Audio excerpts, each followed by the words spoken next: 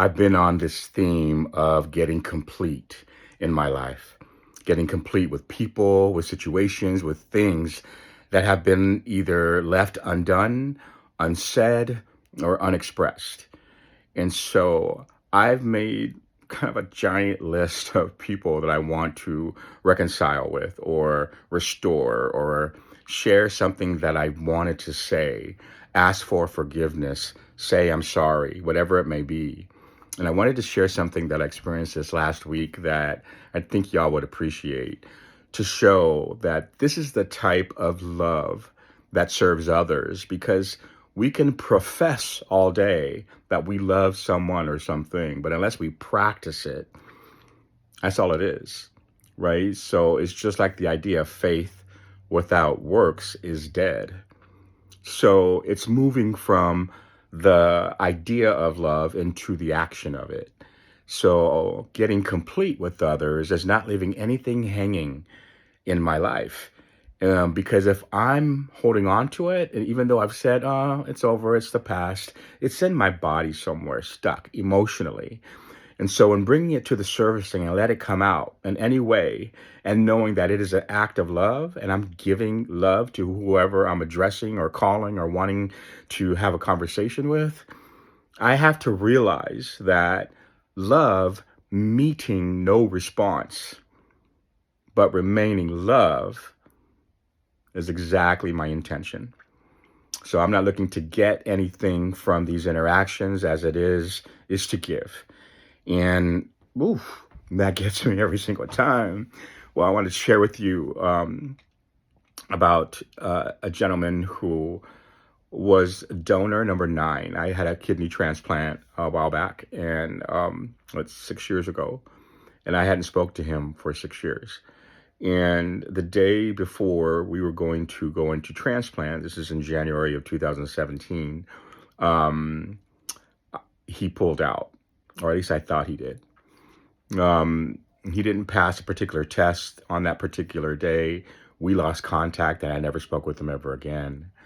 So I made up a story in my head that that was an excuse and he didn't want to go through it because of fear. And so through this entire time, I took that story and it became my victim story, my narrative of like, poor Papa Joe, all these people. I had 10 donors and none of them came to fruition. And finally, when I did get a transplant, it was a deceased donor, someone who died in a car accident, and I got their kidney. And in circling back to that story, for 6 years, I didn't say great things about this man. And because I thought that he dogged me, I thought that I was the victim, and I thought he did me wrong. And so, in this quest to get complete, he was definitely on my list. And there were things that the universe was prompting me to call him. And something came across one of my social media feeds, and I knew exactly, like, I need to get a hold of him. So I texted him and said, hey, blast from the past. Hopefully we can connect for a few minutes, something I'd like to share that I think would be beneficial to you. So immediately he actually responded and we connected like within half an hour of my initial reach out. Um, wow. I said to him, I'm calling because